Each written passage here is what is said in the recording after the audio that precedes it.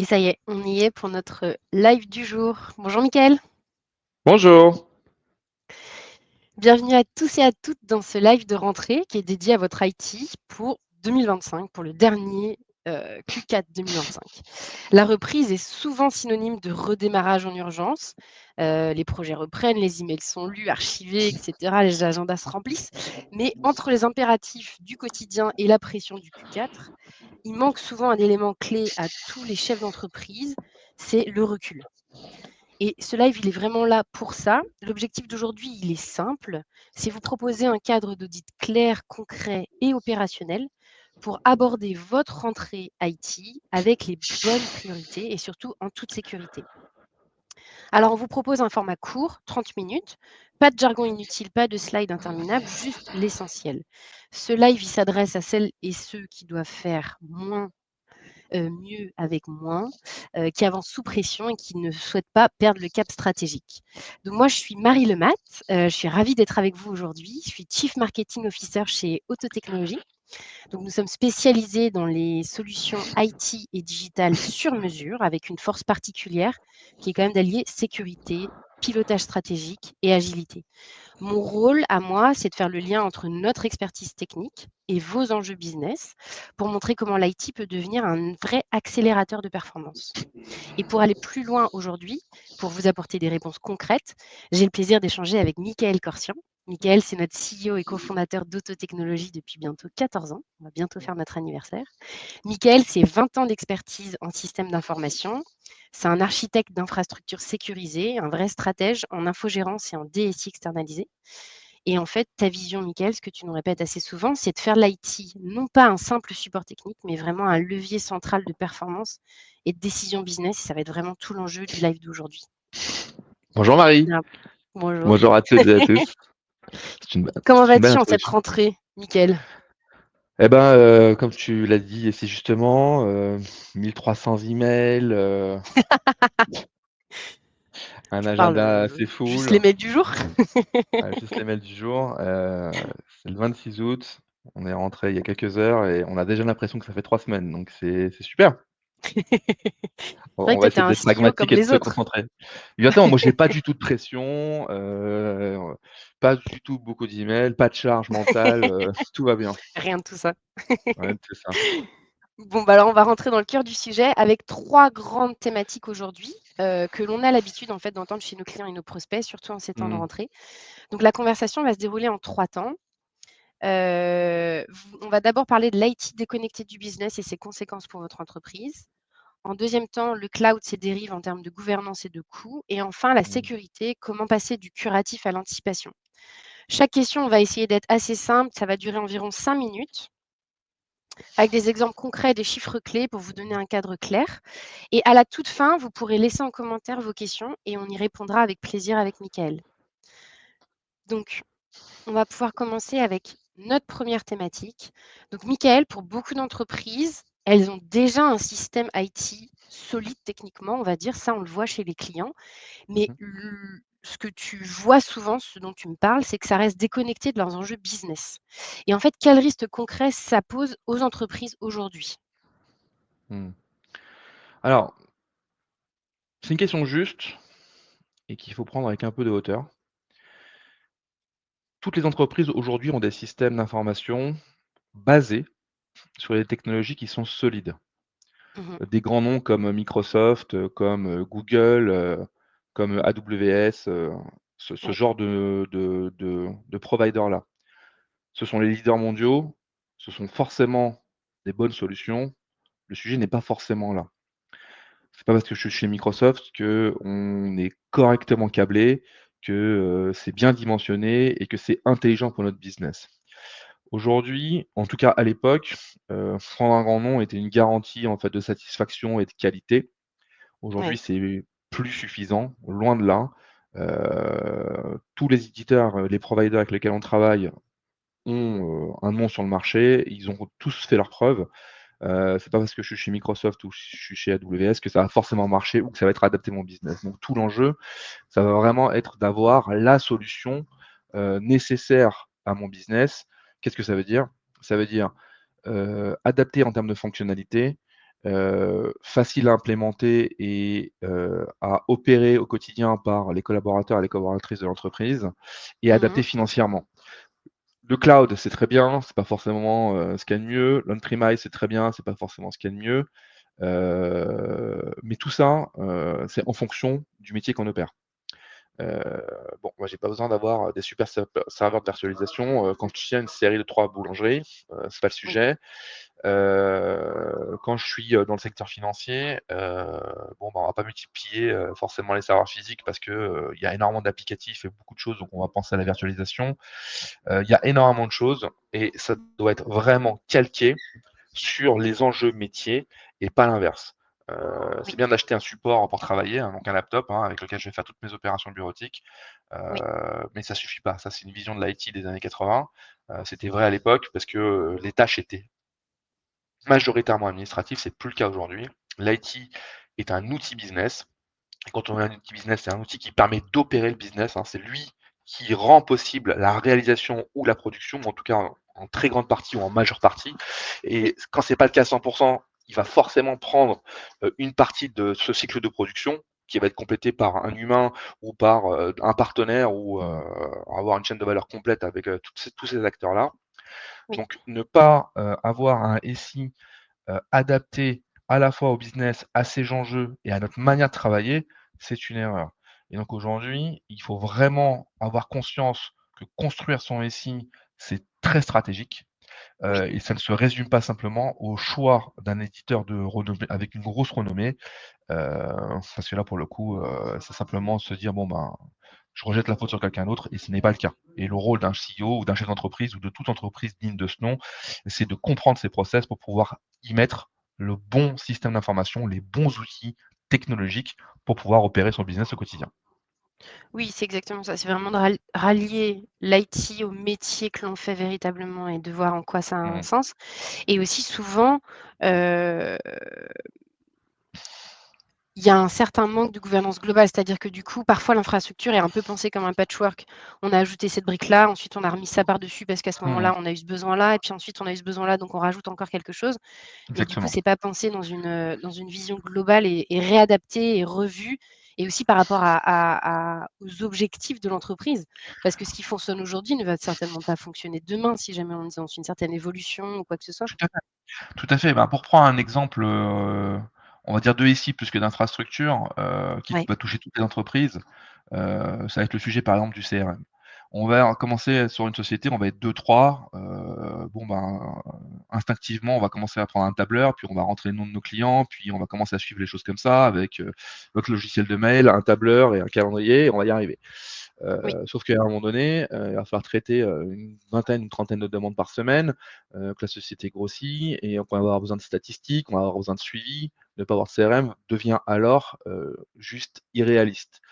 Et bah, c'est cette passation-là de se dire, bon, bah, je passe de, un travail que je fais à la main qui était adapté à la taille de ma structure, aux enjeux business à l'instant T, qui oui, aujourd'hui ont évolué, ne sont plus les mêmes, on doit les réadresser.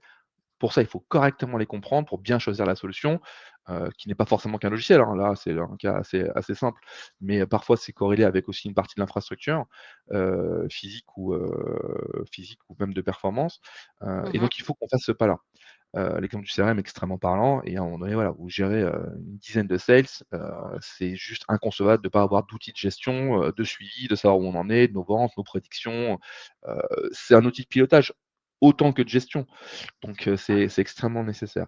Mais en tout cas, la clé du message, c'est de mmh, dire qu'aujourd'hui, l'enjeu qui est valable ou l'enjeu métier qui est valable en janvier n'est pas forcément celui qui est valable ou qui est nécessaire à adresser en juin et on doit avoir une constante, remise en question et revue, de son oui. business pour savoir où est-ce qu'on en est et qu'est-ce qu'il faut adresser et quand.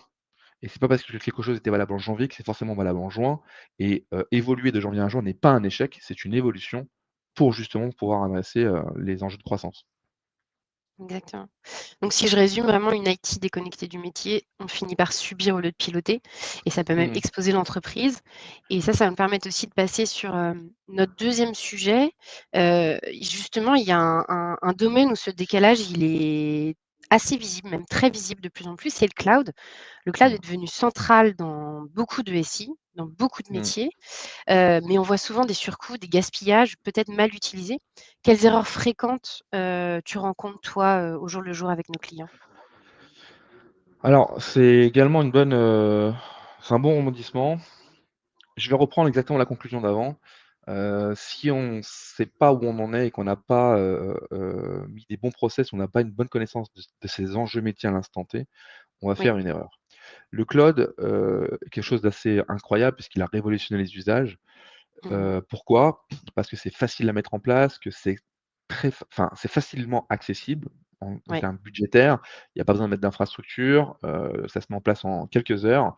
Oui, Heu l'implémentation est facile. Exactement et c'est Ouais, ouais. extrêmement, user friendly, Mmh. que ce soit en termes d'implémentation et ou d'usage et donc du coup, quelle que soit notre taille, on peut très rapidement, commencer, à rentrer en production et à travailler, pour des coûts, extrêmement, intéressants. Sauf que, pareil, le cloud, c'est pas magique et c'est pas forcément ce qu'il y a de moins cher. C'est évidemment ce qu'il y a de plus cher, mais encore une fois, tout est une question d'équilibre et c'est là où il Oui. faut faire extrêmement attention. La problématique du cloud, c'est qu'une fois qu'on y est rentré dans une certaine mesure, c'est extrêmement difficile d'en sortir. C'est pas forcément, l'objectif d'en sortir, mais en fait, on doit, être conscient, qu'à partir d'une certaine évolution, il va falloir qu'on se pose les questions et Oui. il faut être capable d'évoluer vers d'autres infrastructures, d'autres habilitations. L'exemple, extrêmement, parlant, c'est par exemple la boîte mail. Bon, aujourd'hui, on va dire que dans les PME, les TPE-PME, 95 si ce n'est plus, sont sur des plateformes cloud, pour la Oui. gestion de leurs emails, que ce soit chez Microsoft, Google ou autres partenaires. Mais regardez le prix des abonnements quand vous êtes une boîte de 10 000 personnes, je peux vous garantir qu'à la Société Générale, ils sont pas sur Office 365 pour la partie email. Ils sont sur des plateformes autres parce que là, pour le coup, il est plus enfin, il je vais pas donner de chiffre, je vais dire une bêtise, mais il est vraiment largement Oui, supérieur. oui.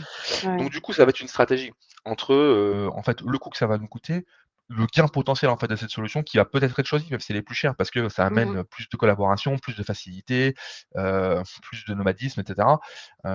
Donc il va falloir, en fait, calculer ces enjeux-là, Oui. et qui ne sont pas que des sujets financiers. Il y a aussi un sujet de performance, il y a aussi un sujet de confort, il y a aussi un sujet de collaboration en interne comme en externe. Mmh mh. Donc il va falloir faire ça. L'erreur première qu'on rencontre, c'est que les gens, en fait, vont là-dedans, et du moment où ils grossissent ou ils atteignent une certaine taille, ils vont se retrouver un petit peu piégés et ils vont pas forcément avoir ce recul-là et ils vont rester dans ce système-là, Mmh sans mh. y réfléchir, parce que, bah, c'est comme ça, parce que maintenant c'est mis en place, parce que tout le monde connaît, les usages et que c'est plus facile, heu, mais c'est pas forcément, une bonne chose. L'autre erreur classique, c'est le dimensionnement. On peut pas tout faire avec le cloud non plus.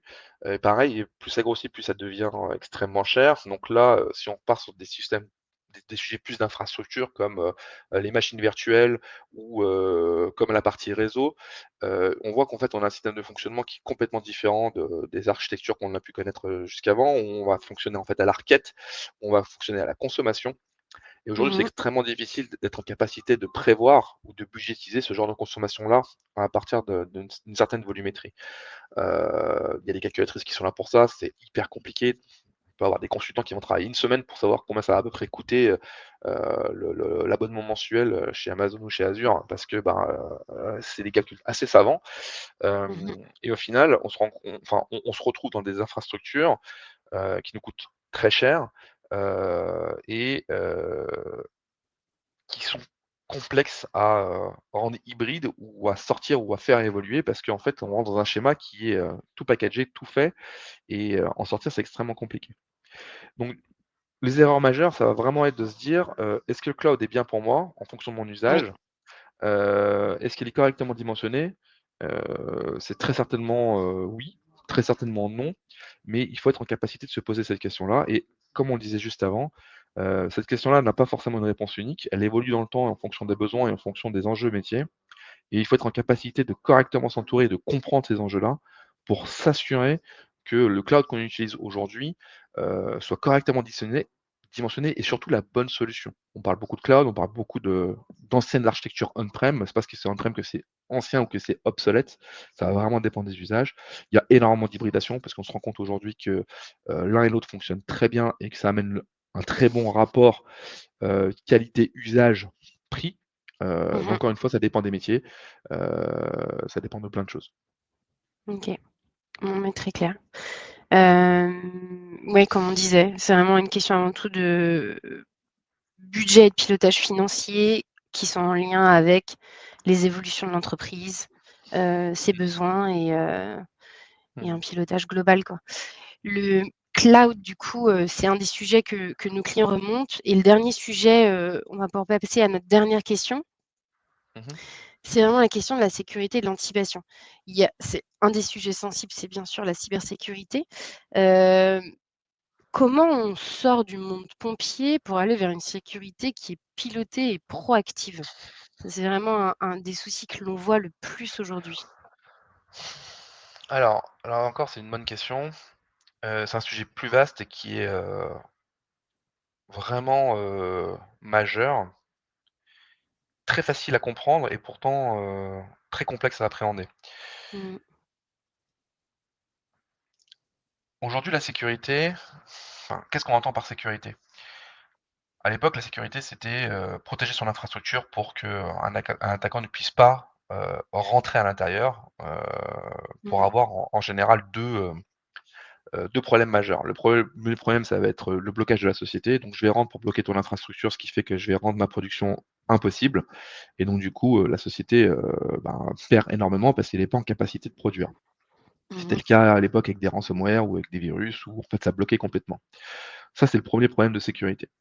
Le deuxième problème qui apparaît aujourd'hui, qui est beaucoup plus sournois et beaucoup plus complexe à appréhender, c'est, tout ce qui est autour de la donnée. Aujourd'hui, en fait, bloquer une entreprise, c'est pas forcément l'objectif premier. Ça l'est encore, hein, dans plein de cas, mais Mmh. on se rend compte que c'est beaucoup plus lucratif d'aller voler des données, heu sensibles ou pertinentes d'une entreprise pour pouvoir soit les réutiliser à son compte, soit les revendre, et cetera. Et donc là, Oui, l'objectif, c'est pas de bloquer l'entreprise, c'est simplement de prendre la donnée là où il y a de la valeur, et de l'utiliser ailleurs ou de la revendre ailleurs à des usages plus ou moins frauduleux, voire carrément, de type espionnage industriel. Et oui, donc dans ce cas-là, on doit avoir en fait cette approche de sécurité, double, qui est à la fois sur, faire en sorte que mon infrastructure tienne et qu'elle ne bloque pas ma production et à la fois, sur comment je vais protéger mes données et mes collaborateurs, mes collaboratrices, de manière à ce que, bah, mon entreprise soit sécurisée, qu'on puisse effectuer le travail et la production qui nous est demandée de manière sereine, et avec le moins de contraintes possible, ouais, tout en préservant la sécurité de ces données-là. Donc on a ces 2 grands sujets. ouais, On va rajouter par-dessus, le cloud, encore une fois, qui vient, faciliter la mise en place, de solutions, mais qui justement, amène des problématiques de sécurité, entre guillemets, extrêmement fortes. La problématique de sécurité, ça va pas être de casser le MFA, d'un Google ou d'un Microsoft, c'est quasiment impossible. Ce genre de sécurité-là est extrêmement forte. Par contre, sortir des données de l'entreprise, ça devient un vrai sujet, puisqu'aujourd'hui, je peux mettre n'importe quelle donnée sur un drive, quel que soit l'éditeur, faire un partage avec une personne de l'extérieur, et mes données sont ouvertes et pour le voir, c'est assez complexe. Donc du coup, il va falloir qu'on rentre dans une nouvelle mécanique intellectuelle de, où sont mes données, qui y a accès, comment je les partage, et cetera. En réalité, cette problématique, elle a toujours existé. L'accès aux données oui, sensibles, ça date pas d'il y a 1 an ou d'il y a 2 ans. Sauf qu'aujourd'hui, c'est beaucoup plus facile, de le partager et surtout, c'est extrêmement difficile pour la partie IT de s'en rendre compte sans avoir un contrôle de type ouais, ce grand que compte j'allais pour pouvoir dire. le regarder. Puisque, la collaboration a tout changé. On arrive sur des systèmes où on est tous en fibre optique, on fait de la visio, on bosse en télétravail, donc forcément on doit ouvrir les accès aux données. Qui dit Mmh. ouvrir dit, forcément moins de sécurité ou en tout cas plus de souplesse. Bon, bah, voilà, j'ai mes utilisateurs qui ont accès à mes données, quelque part. Comment je vais faire en sorte, qu'elles ne sortent pas? Soit parce que, bah, lui, il aura eu un comportement malveillant, soit parce qu'en fait, son infrastructure sera pas assez sécurisée, il peut se faire hacker et donc du coup, on va pouvoir récupérer les données. Et le cloud, par sa facilité de mise en place et on va dire la normalisation de certains process, bah, rend cette sécurité compliquée. Parce que, c'est totalement antinomique avec la collaboration. La collaboration, le principe, c'est de dire que très facilement, je peux collaborer ou partager des fichiers avec mon comptable, avec tel partenaire, avec, tel collaborateur, tel utilisateur. Donc ça va amener, une réflexion d'usage, en fait, de ces technologies et de comment je les protège.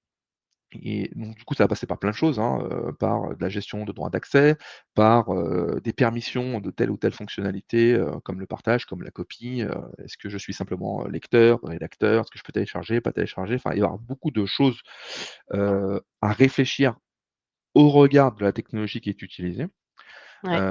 pour pouvoir amener un niveau de sécurité, alors pas total, mais en tout cas en accord avec la politique de l'entreprise. Et c'est ce qui amène, au sujet majeur. Aujourd'hui, Oui. si on veut avoir de la sécurité ou le traiter, il faut avoir une stratégie, il faut avoir une politique de sécurité. Ce n'est pas comme avant en disant: «OK, je vais acheter un truc, mets-moi un mot de passe, c'est sécurisé, crypte-moi le disque dur, c'est sécurisé, si je perds mon laptop, c'est Oui. terminé». Non, non, il y a des pratiques, bas de niveau, hein, comme le cryptage et cetera, qui sont nécessaires Mmh. aujourd'hui, enfin qui sont à la base, mais il y a besoin de cette réflexion-là, sur plein d'aspects, la politique de mot de passe, de changement de mot de passe, politique de cryptage, comment j'échange mes fichiers, est-ce que je donne le droit en fait, à mes collaborateurs, mes collaboratrices de collaborer et de partager à l'extérieur avec des plateformes cloud? Est-ce qu'on travaille sur un réseau, physique? Est-ce qu'on travaille sur un réseau cloud? Enfin, il va y avoir une vraie réflexion qui va au final, découler, une stratégie de sécurité qui elle-même doit piloter, la stratégie d'infrastructure. On va pas faire du cloud parce que c'est simple. On peut commencer comme ça, mais on va forcément se poser la question à un moment donné de comment je veux travailler. Donc en fonction de comment je vais travailler, c'est là où je vais avoir plutôt l'intelligence de se dire: «Bah, je vais utiliser telle ou telle techno parce que ça m'amène ça, Oui. et que je vais devoir travailler ici». Donc on va faire le bon compromis ratio, technologie, coût, mise en place, maintien de la sécurité et gestion opérationnelle au quotidien de la sécurité. Et donc du coup, si on n'a pas défini ça avant, bah, on fait un peu le chemin à l'envers et ça va être compliqué. Donc du coup, la sécurité, c'est un vrai enjeu, surtout aujourd'hui, on voit les vols de données qu'on peut avoir de partout chez tous les grands éditeurs, les grands comme les petits, hein. Oui, On a maintenant eu un les exemple exemples, ils sont autant les grands groupes que les petites entreprises, ça exactement, c'est flagrant, hein. on a vu une société il y a 1 an et demi qui s'appelle Saint-Gobain, qui est l'un des, fleurons français, qui a été bloqué pendant plusieurs mois parce que, hacké, vu que le système était trop vieux et qu'ils se sont tapés un ransomware. On a vu une société il y a 1 mois et demi, 130 ans d'existence, qui, à la base d'un mot de passe compromis, s'est vu quasiment fermer sa société parce que, ben, ça a eu des conséquences, économiques, catastrophiques, le fait de pouvoir pénétrer dans leur système. 130 ans, un mot de passe, 2 mois et c'est terminé. Ça fait peur quand même. Donc Non, mais ça fait vraiment peur. ça fait vraiment peur.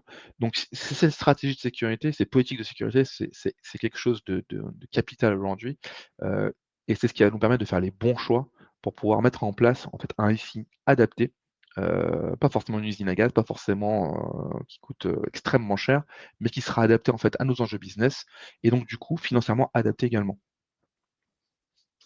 Non, mais c'est exactement ça et c'est vrai que les exemples sont de plus en plus,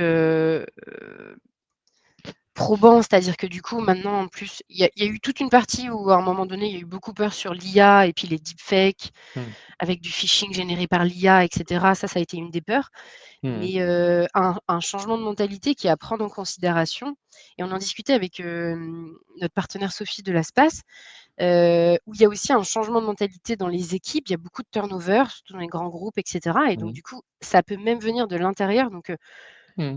c'est pas qu'il faut contrôler les gens avec qui on travaille, mais en tout cas, il faut, assurément savoir qui a accès à quoi et cetera en temps réel parce que, il y a eu des partages de mots de passe, et des entreprises qui ont été bloquées pour ça, quoi. Non, non, mais bien Donc ça, c'est sûr vraiment, et du partage d'informations, encore hier, je lisais sur LinkedIn, comme quoi, Apple allait, porter plainte contre un de ses, collaborateurs qui était soupçonné, d'avoir donné, des informations sensibles, au concurrent Oppo sur la partie téléphonie, enfin smartphone. Donc c'est extrêmement important. Avant on formait quelqu'un pour qu'il ne fasse pas d'erreur, qu'il ne se blesse pas et que la production fonctionne. Bah, aujourd'hui ça suffit plus. Ça c'est évidemment nécessaire, hein, on forme les gens pour qu'ils puissent, travailler correctement, mais on doit aussi mettre en place des systèmes de contrôle, mmh pour que la donnée et la sécurité de l'entreprise restent pérennes, parce qu'il y va de l'avenir de l'entreprise. Heu, exactement. on ne veut pas juste qu'on ne se blesse pas au travail. Il faut aussi qu'on fasse le travail correctement et que ça ne nous porte pas préjudice. C'est pas une question de flicage, c'est une question de réalité. Aujourd'hui, c'est devenu la réalité. L'information a beaucoup de valeur, les gens, l'ont compris, au regard Oui, de tout ce qui se passe depuis quelques années. exactement. C'est la clé du sujet, hein. Ouais, ouais, tout à fait. On va se laisser un petit peu de temps pour les questions et les réponses. En Mmh. tout cas, merci beaucoup pour ces éclairages qui étaient très concrets. Et avant de passer aux questions, je vais vous proposer juste de revenir ensemble sur les points clés à retenir de cette discussion, par rapport à tous les exemples que tu nous as donnés. En premier, je dirais que c'est vraiment de connaître son business pour piloter son IT et non pas l'inverse. Mmh. Le deuxième, c'est qu'un cloud piloté, c'est comme un SI piloté. C'est pas un gaspillage, mais au contraire, ça doit devenir un levier de compétitivité, mais s'il est adapté à mon entreprise, à mes enjeux. Donc ça, il faut se Mmh. poser et avoir vraiment des réunions stratégiques par rapport à ça. Anticiper en sécurité, c'est sûr que c'est moins cher et plus fiable que corriger. Ça, c'est la base. Et enfin, l'IT, on ne peut plus le considérer comme un élément secondaire. C'est vraiment un outil central de production et de décision business qui Mmh. va piloter et vous aider à gérer votre entreprise au mieux pour les années à venir.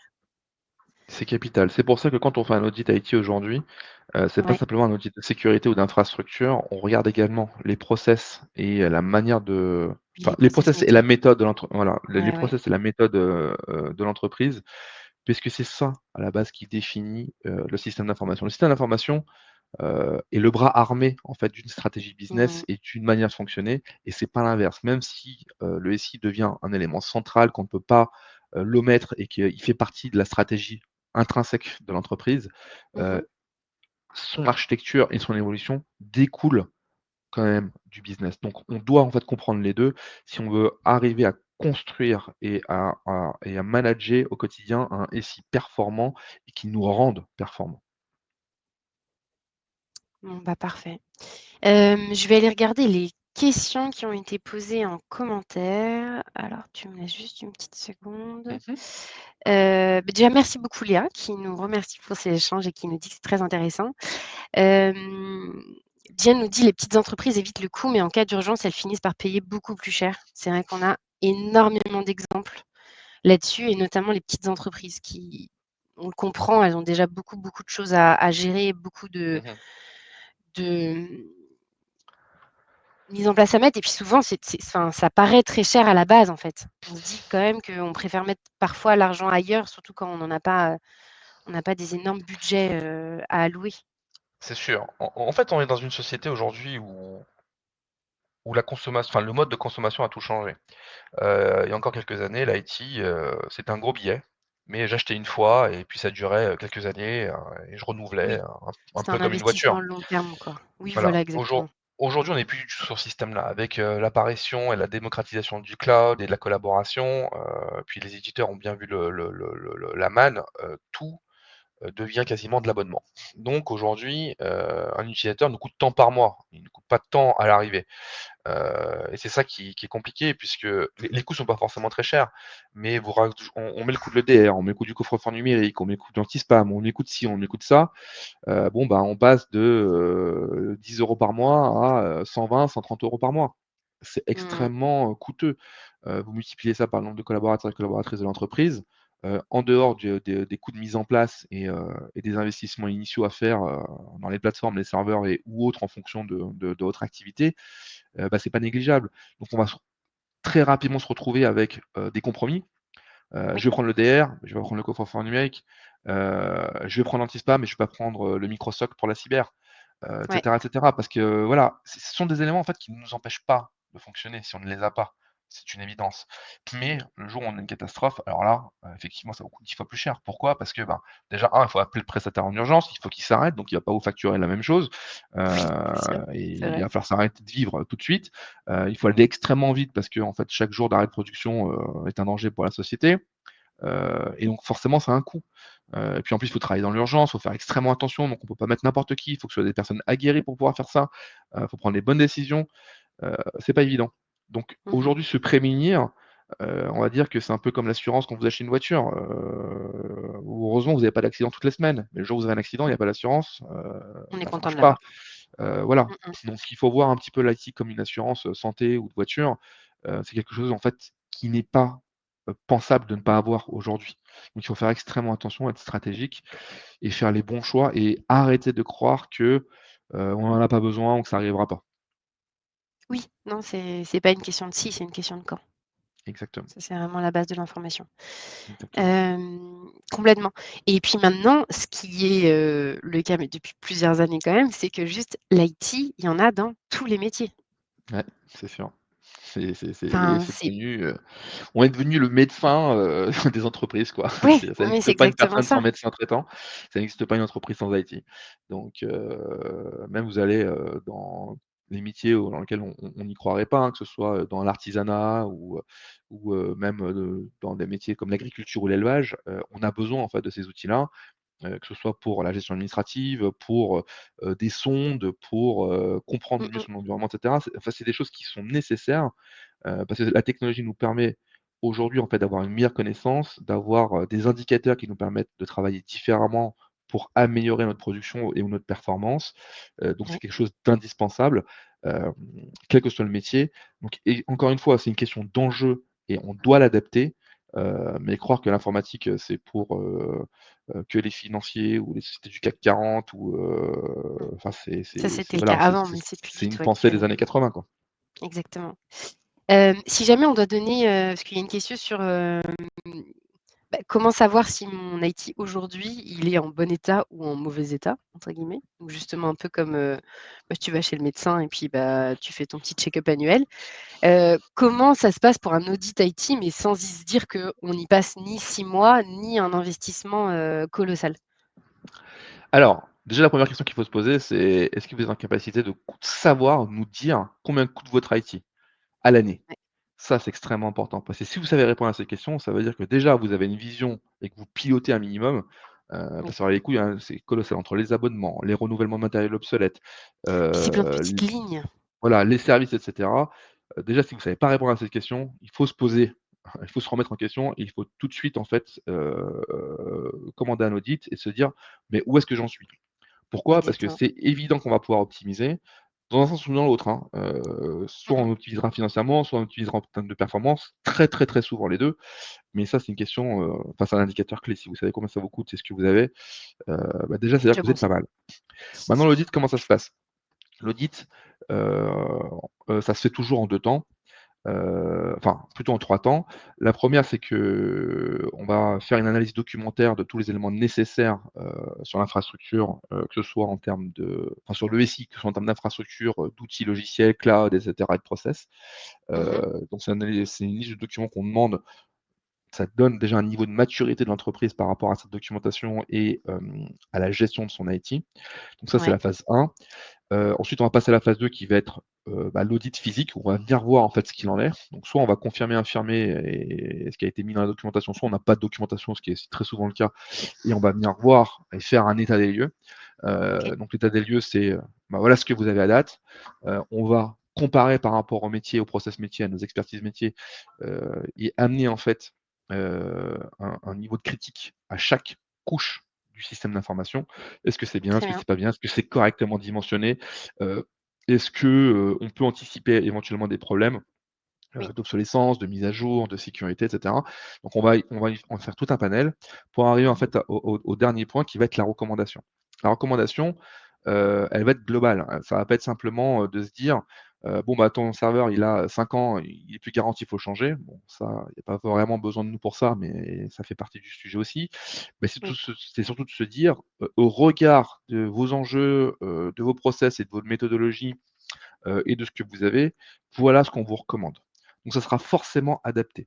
Maintenant, on va pas recommander aujourd'hui pour la semaine prochaine. On va anticiper aussi l'avenir, parce que si c'est pour changer le système d'information et qu'il fonctionne 6 mois, mais qu'on n'a pas anticipé qu'il y avait, 15 ou 20 recrutements en cours et que la société allait complètement se transformer dans 6 mois ou dans 12 mois, et ça n'a ça aurait aucun été une sens. erreur stratégique. Donc l'idée, c'est aussi de comprendre en fait ce qui se passe, au-delà des process et de la méthodologie, mais de comprendre l'entreprise, là où elle en est et là où elle va, pour que Mmh. entre cette, information-là, cette vision, l'état des lieux, physique et technologique qu'on a vu et les enjeux, de l'équipe dirigeante qui va commander en fait cet audit-là, on soit en capacité de faire des recommandations pertinentes, pour traiter aujourd'hui et ou demain, enfin aujourd'hui et demain, en fonction des enjeux business qui auront été, exposés et présentés.